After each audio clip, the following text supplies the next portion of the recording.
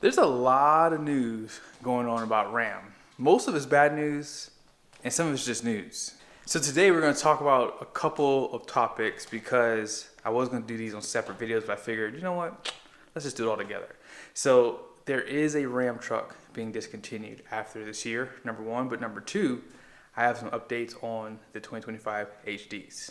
I am planning on going live next Thursday, which is August 15th at 6 p.m. Mountain Time, 8 p.m. Eastern Time. So be sure to join in. I will be sending something out or scheduling it out for sure. And I'll have another YouTuber with me too. So that should be fun. Now, let's go ahead and discuss the truck that is getting discontinued for 2025. So here it is. RAM is killing off the DS RAM Classic, which is the only RAM that's available in the half-ton segment with a Hemi V8 so far. Now, I'm more shocked that this truck is even still around. I can't believe people are still buying this truck because you can basically get a tradesman DT for about maybe $2,000 or $3,000 more, and it is what it is. I guess for some people, if they wanted the Hemi V8, well, this was the only way you can get it, and now Ram's just killing it off. So it says down below, the Ram 1500 Classic is finally being laid to rest. The Classic was a continuation of the previous generation Ram 1500, which first launched in 2009. When the latest iteration of the Ram 1500 arrived in 2019, the older truck adopted the Classic moniker and stuck around as more affordable, bare-bones option. But now the Ram 1500 Classic is being discontinued, meaning Ram will no longer offer a half-ton truck with a V8 engine. Now this truck came standard with the V6, with the e-torque system, and when you guys see the pricing down here, this truck was around $42,000, so it wasn't cheap. So I'm actually really shocked that this truck stuck around as long as it did. Part of the reason why Ram kept that truck around was because it was considered the subprime truck, and they also kept it around for leasing. So if someone had bad credit and couldn't really afford, a more jazzed up Ram Bighorn or even a Laramie, this would be the next best thing because they had the tradesman trim and the Warlock trim for that truck. And so if you had bad credit, typically it would give you subprime cash for that truck. And that's why it was pretty much kept around, because it was easier to depreciate that one versus a DT, so it doesn't hurt the value of the trucks long term. But with that being said, this is not a big deal. I'm just making sure you guys understand. I only did this video because if you do want the last V8, well, this is the only Ram truck you can get in unless you can find a 2024 DT with that 5.7 Hemi V8 with e-torque. Here's some bad news, however. Because Ram has decided to discontinue this truck, a supplier known as Bridgewater Interiors is planning on laying off 63 employees because I guess they're not going to be no longer needed for the interiors. So they pretty much provided the seats for this Classic, and now that this truck's no longer going to be available, they're going to be laying off 63 people. And you guys can see here, the affected employees represented by the UAW Local 600 will be paid their earned wages and fringe benefits upon termination. I do plan on doing a separate video around the sales for Ram because as of right now, Ram is not doing that good. Like, they are down considerably. And when you consider the fact that they're laying off a lot of people, moving a lot of jobs overseas, it's just not a good look for this company. And I think that hopefully in the future, just maybe, someone will buy the Chrysler Dodge Jeep Ram back from Peugeot and make this a true American company again. Let's talk about this refreshed Ram for 2025. Now, they did do an article on, I guess, saying that the regular cab will return for 2025. I'm not sure if there's any speculation of them discontinuing this truck, but I can kind of tell that GM and Ford dominate the regular cab category. I see more of those trucks in this configuration than Rams.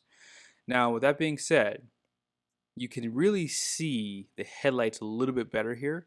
Now, I did a video on this recently about them switching to a single Cummins option, and on this truck you couldn't really see the headlights because they were more covered up. Here you can really see the difference between the trucks now, that this has that LED standard on a Bighorn, most likely standard, I would say. And hopefully on the tradesman, that will be the situation, because most people who drive at night, it's just always good to have the best lighting you can get. Also on this truck, you guys can see the parking sensors. I'm not sure, and I can't remember off the top of my head if Bighorn comes standard with that, but on this one, it does have that option.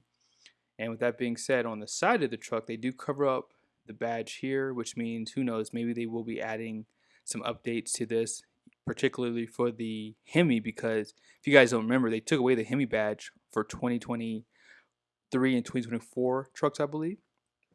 And they just have the Cummins badge on the diesels. But with that being said, I did a video around hoping Ram would raise the gross vehicle rating or make it an option to for the 2500s. And I had basically said that in order for them probably to do that, they would have to go back to leaf springs. I don't see that there's any change in that framing back here, or obviously on the suspension either. And if you go down, you guys will be able to see here they have a screen on top of the infotainment. So I guess they are going to be doing some testing right now on the new Uconnect, and they're doing some software updates for it, is what they say here on Mopar Insiders.